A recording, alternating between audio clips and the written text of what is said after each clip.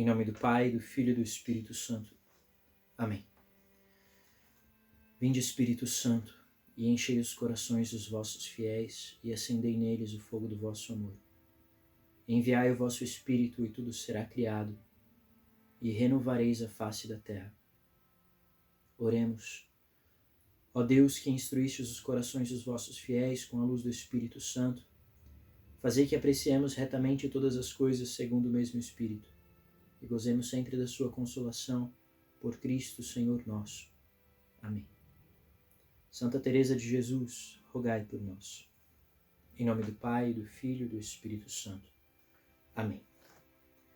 Bem-vindos, irmãos e irmãs, a esta terceira aula do primeiro módulo do nosso curso A Fé Explicada, que é baseado neste livro aqui, A Fé Explicada, do Padre Léo Treze, na primeira parte deste livro, esse primeiro módulo, né? Depois virão outros 2 módulos baseados na segunda e na terceira parte. Nesta terceira aula nós entramos então no capítulo 2 deste livro, intitulado Deus e as suas perfeições. Este capítulo se inicia com uma contação de causa do Padre Léo Treze, dizendo que ele leu uma vez que um catequista que pretendia ter perdido a fé, esse catequista, quando uma criança perguntou a ele quem fez Deus. Essa pergunta colocou aquele catequista em crise. E para ele, perdi a fé, eu não sei responder essa pergunta. Isso é surpreendente. Porque a resposta a essa pergunta é muito simples. Ninguém fez Deus. E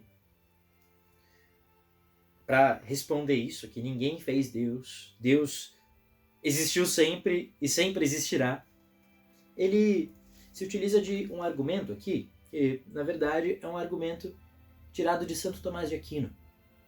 Vem das 5 vias para a existência de Deus, que nos são dadas por Santo Tomás de Aquino, que por sua vez se baseia na filosofia de Aristóteles. O que é que se diz, em palavras simples? E aqui nós podemos dizer que o Padre Léo Treze se baseia sobretudo na primeira e na segunda via, mas que dizem basicamente a mesma coisa. Tudo que existe é uma causa de algum efeito. Tudo que existe foi colocado em movimento por algum motor, ou seja, alguma força movente. E movimento aqui não significa andar, né? Não é tá em uma velocidade X de movimento. Não é esse o conceito de movimento. O conceito de movimento aqui é estar em mudança, estar passando de potência para ato, seria a linguagem técnica. Ou seja, acontece alguma mudança naquele ser. Se eu ficar parado aqui, eu estou em movimento, eu estou envelhecendo. Pois bem, existe uma força que faz isso comigo. Existe alguma causa, alguém, enfim, que me colocou aqui nesse mundo. E isso com todas as coisas. Com qualquer coisa que você olhar à sua volta agora. Se você parar e olhar à sua volta, você vai perceber que essa coisa teve alguma origem. E teve origem em alguma coisa que, por sua vez, também teve origem em outra coisa. E assim, sucessivamente. Todas as coisas que existem têm origem, de algum modo, em outra. Ora, é necessário que o universo tenha origem de algum modo. Do nada, nada provém. É necessário que haja um primeiro estalo. E alguém poderia dizer, esse primeiro estalo foi o Big Bang, né? E de fato, isso se pode dizer. Aliás, quem formulou essa teoria foi um padre. Um padre francês, Lemaitre. Mas isso em nada contradiz a fé cristã, porque mesmo aquela primeira condensação de massa que depois se expandiu, dando origem ao universo, tem que ter sido colocada lá por alguma coisa, alguma força, tem que ter origem em algo. É preciso que exista uma causa não causada. É preciso que exista um primeiro motor imóvel. Como o Padre Adel Treza explica aqui, há de haver alguém não feito por outro. Há de haver alguém que tenha existido sempre. Alguém que não teve começo. Há de haver alguém com poder e inteligência sem limites, cuja própria natureza seja existir. Ou a gente poderia dizer mais ainda, há de haver alguém, há de haver uma força, há de haver algo que seja a própria existência. Esse alguém existe. E esse alguém é exatamente aquele a quem chamamos Deus. Deus é aquele que existe por natureza própria. Deus é aquele que, usando uma palavra ainda mais própria, mais adequada, é. Ele é aquele que é. A única descrição exata que podemos dar de Deus é dizer que ele é aquele que é. No próprio catecismo aqui, nós encontramos esta definição. Aqui no parágrafo 212. Só Deus é. Isso significa dizer o seguinte: só Deus é a sustentação do próprio ser. Só Deus é o ser absoluto, ou seja, que não depende de nada e nem de ninguém para existir. Todo o resto tem um suporte em alguma coisa. E Deus é o suporte de toda a existência. Ele é o ser em si. Na aula passada, nós citamos uma passagem que é fundamental para compreendermos isso na fé cristã. E eu digo na fé cristã porque já a filosofia aristotélica já tinha chegado a essa intuição de que era preciso que existisse um primeiro motor imóvel, que seria Deus. Mas quando ele fala de Deus, ele não está falando de um Deus pessoal. Ele não está falando de um Deus que se importa com aquilo que ele move, com aquilo que ele causa, que se importa com aquilo que ele cria, que ama. Não, ele não está falando disso. Para nós, esse ser absoluto não é simplesmente um ser que está lá, distante de nós, mas é um ser que está aqui, que pensa em mim, que me ama, que me dá da sua misericórdia, que me chama a participar da sua vida. Convido você a abrir a palavra em Êxodo capítulo 3, versículos 13 ao 15.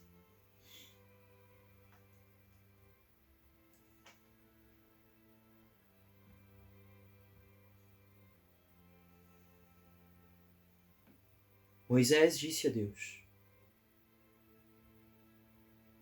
quando eu for aos israelitas e disser, o Deus de vossos pais me enviou até vós, e me perguntarem, qual é o seu nome? Qual é o nome dele? O nome desse Deus? Que direi? Nós estamos aqui quando Deus chama Moisés. Da sarça ardente, Deus chama Moisés e lhe dá a missão de libertar o povo israelita das mãos do faraó no Egito. E Moisés se preocupa, mas aqui eu vou dizer, eu vou falar que eu estou indo lá em nome de quem? Qual é o seu nome? E Deus disse a Moisés: eu sou aquele que é. Ou ainda, eu sou aquele que sou. Ou ainda, eu sou quem sou. Há uma múltipla possibilidade de traduções. Disse mais: assim dirás aos israelitas, eu sou, me enviou até vós. Disse Deus ainda a Moisés: assim dirás aos israelitas, Javé, que nós devemos traduzir, na verdade, por Senhor, mas é aquele tetragrama hebraico que é o que está aqui como Javé. É o eu sou aquele que sou. O Deus de vossos pais. o Deus de Abraão, o Deus de Isaque, o Deus de Jacó, me enviou até vós. É o meu nome para sempre, e é assim que me invocarão de geração em geração. Quando Deus revela o seu nome como eu sou aquele que sou, ao mesmo tempo ele revela quem ele é, ele se revela como ser supremo absoluto, mas ele também recusa dar o seu nome desse jeito. Ele revela que ele é mistério. Ele revela que ele é aquele Deus escondido, como nós lemos aqui no parágrafo 206 do Catecismo da Igreja Católica, na citação de Isaías 45:15. O seu nome é inefável. Mas, ao mesmo tempo, ele é um Deus que se faz próximo dos homens. O significado histórico mais próximo deste nome, eu sou aquele que sou, é o significado de que Deus se faz presente na história. Eu sou aquele que sou, ou seja, eu sou aquele que se revela, eu sou aquele que caminha com você. Você quer saber quem eu sou? Você quer saber o meu nome? Olha o que eu faço na história deste povo. Este sou eu. Eu sou aquele que se mostra agindo, estando presente, caminhando com o povo no deserto depois. Mas existe esse significado que foi compreendido progressivamente na tradição cristã, que é esse significado de ser supremo, absoluto, que sustenta todo o ser de todas as coisas. O ser supremo significa que não existe nada que possa existir fora dele.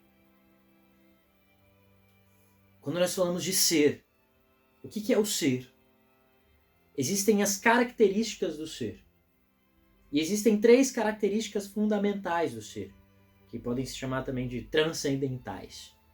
Esses transcendentais, ou seja, essas 3 características fundamentais do ser, são a bondade, a verdade e a beleza. Isso significa que tudo aquilo que é, de algum modo, é bom, é verdadeiro, é belo. E talvez esteja difícil de compreender aí, mas com exemplo é fácil da gente compreender. Veja. Quando alguém mente, o que é a mentira, afinal? É a ausência da verdade. Ou seja, é o não ser. Quando alguém... se você olha uma pretensa obra de arte, mas na qual falta proporção, na qual falta harmonia, e você diz que ela é feia, na verdade, falta beleza. Ou seja, falta ser. O que nós vemos ali é o não ser. O que eu estou dizendo é que não existe a mentira em si. Não existe a feiura em si. Não existe a maldade em si. Tudo isso é ausência do bom, verdadeiro e belo. Ou seja, o ser em si, que é Deus, é a suma verdade, bondade e beleza. E você pode estar pensando assim, nossa, mas isso é muito complicado, é uma filosofia aí que está filosofando. Mas isso é muito importante para compreendermos muita coisa, não somente na nossa fé, mas na nossa vida. A verdade, a bondade e a beleza não se separam em Deus, não se separam no ser de Deus, mas também não se separam, se autênticas, em tudo aquilo que é, em tudo aquilo que existe, ou seja, em tudo aquilo que participa do ser de Deus.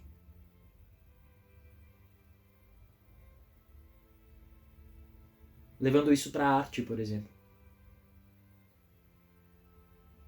Uma obra de arte, ela pode ser aparentemente bela, mas se ela não conduz a bondade e a verdade, falta beleza de fato. Esta beleza é apenas uma sombra da beleza que ela deveria ter. E o mesmo vale com essas 3 outras características. Ora, se a bondade, a verdade e a beleza são características do próprio ser, isso significa que em Deus, essas coisas não são só características que podem estar nele ou não.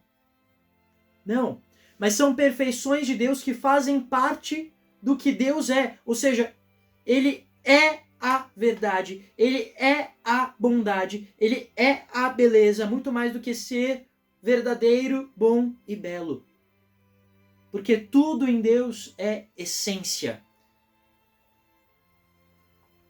Pelo que a gente lê em João 4, 24.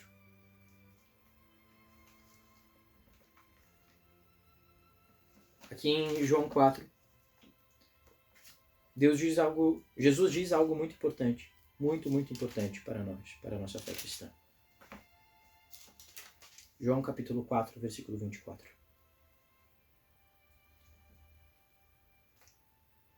Deus é Espírito, e aqueles que o adoram devem adorá-lo em espírito e em verdade. O que significa, meus irmãos, dizer que Deus é Espírito? Aqui, no livro A Fé Explicada, o Padre Léo Treze dá uma explicação bastante boa do que é Espírito. Aqui na página 21. Há um só Deus que é Espírito. Para entendê-lo, precisamos saber que os filósofos distinguem 2 espécies de substâncias, as espirituais e as físicas. E por que é importante a gente compreender isso? Porque senão a gente pensa em espírito como um fantasminha. Dizer que Deus é espírito não significa que Deus é um fantasminha que voa por aí. A gente pensa um espírito, né? Um fantasma, uma coisa, uma assombração. Não. Substância física é a que é feita de partes. Este livro, por exemplo, ele tem um monte de folhas. Eu tenho as partes do meu corpo. E qualquer outra coisa. Qualquer outra coisa é feita de partes. Ela pode ser particionada. Tem partículas que sejam. O ar que respiramos, por exemplo, é composto de nitrogênio e oxigênio. Estes, por sua vez, de moléculas, as moléculas de átomos, os átomos de nêutrons e prótons e elétrons. E, por sua vez, estes também têm pequenas composições dentro deles. Cada pequeno fragmento do universo material é feito de substâncias físicas. Pelo contrário, uma substância espiritual não tem partes. Não tem nada que possa quebrar-se, corromper-se, separar-se ou dividir-se. É uma substância simples. O que quer dizer simples aqui? Simples quer dizer que não é composta. Simples não é o oposto de difícil ou de complexo. É o oposto de composto. Deus é simples. Por que Deus é simples? Porque Deus é espírito. Ou seja, ele não tem partes. Ele não tem uma boca, um nariz, um olho. Sim, Deus Filho se encarnou. E enquanto homem, ou seja, segundo a carne, ele tem partes. Mas, enquanto Deus, de fato, ele é espírito. E permanece espírito. E enquanto espírito, ele é simples. Não tem partes. E mesmo, veja só, mesmo sendo trindade, ele permanece simples. Isso nós veremos na próxima aula. Para a gente compreender mais ainda o que significa espírito, Santo Agostinho, e aqui eu digo em palavras simples, né? Ele usa a palavra intimidade. O que é o meu espírito? Como é que eu posso pensar no meu espírito? Aqui o Padre Léo Treze, né? Ele fala de imaginarmos que o nosso corpo simplesmente evaporasse, desintegrasse. E o que é que permaneceria? Isso é o Espírito. E Santo Agostinho fala que é a minha intimidade. Agora, um anjo, por exemplo, que é um puro Espírito, ele é pura intimidade. Ele não tem nada mais que não seja a sua intimidade. Ele é a própria intimidade de si. Assim é Deus. Puro Espírito, pura intimidade, simples. Aquele que é.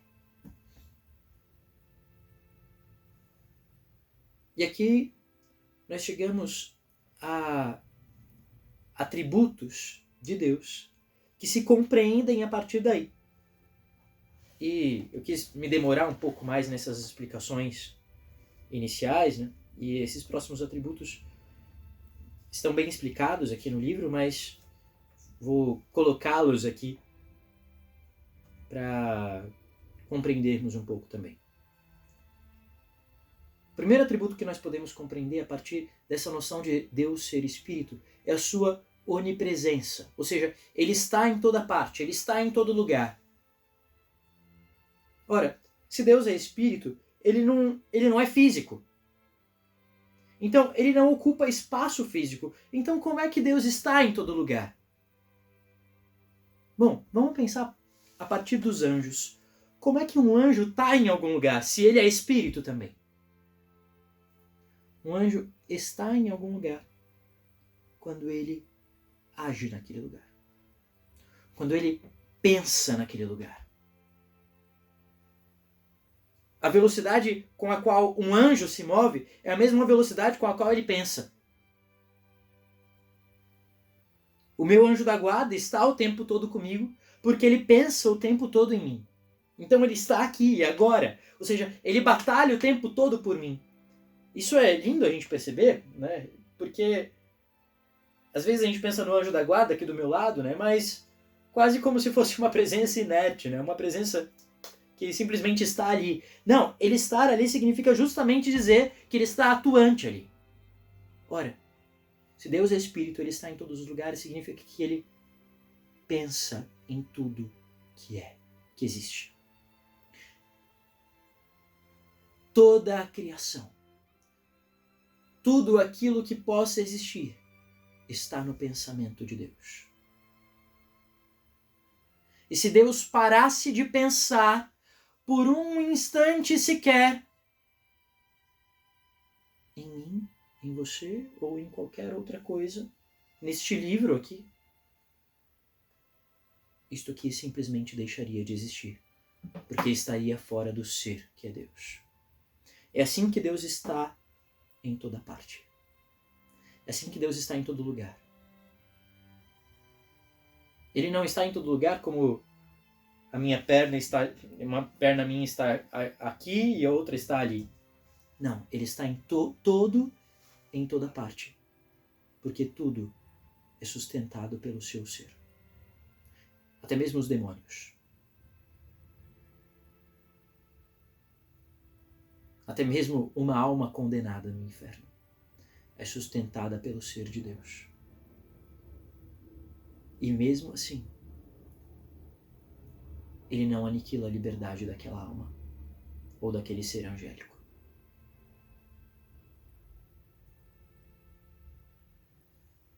Depois, ele é onipotente. E isso aqui é parte da própria definição de Deus. Né? Ele é o ser supremo. Ou seja, ele tem o sumo poder sobre tudo. Não existe outro ser que tenha igual poder como ele. Até porque se existisse, não seria onipotente, porque o poder de um limitaria o poder do outro. Deus pode todas as coisas. Ele pode tudo. E existem aqueles aparentes paradoxos, né?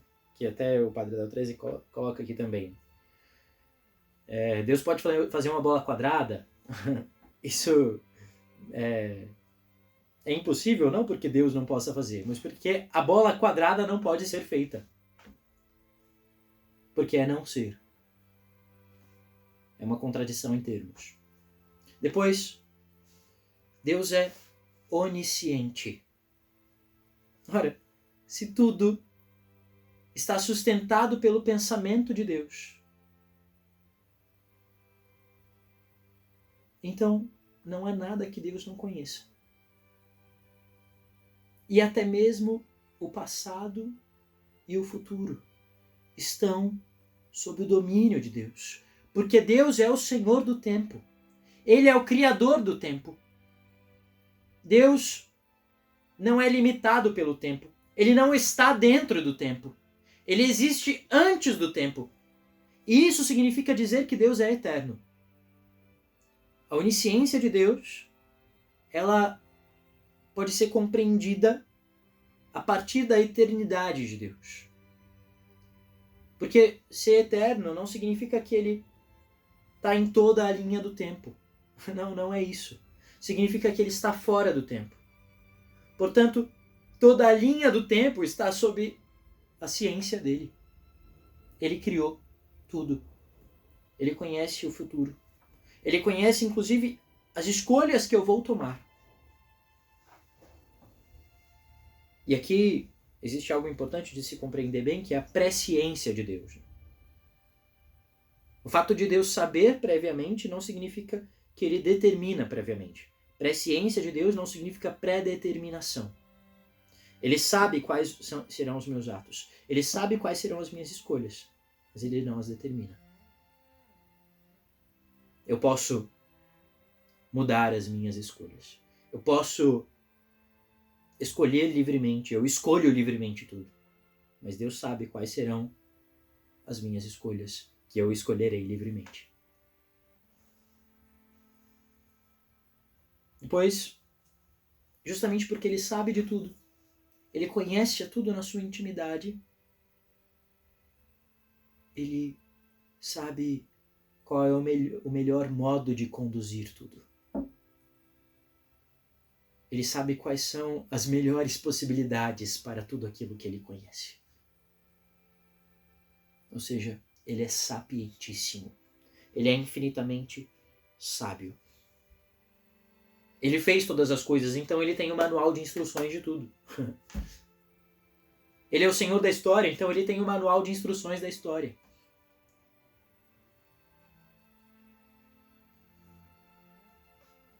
E ele guia todas essas coisas. Ele sabe o que é melhor para tudo, conforme a sua santidade, a sua bondade, a sua misericórdia, a sua caridade.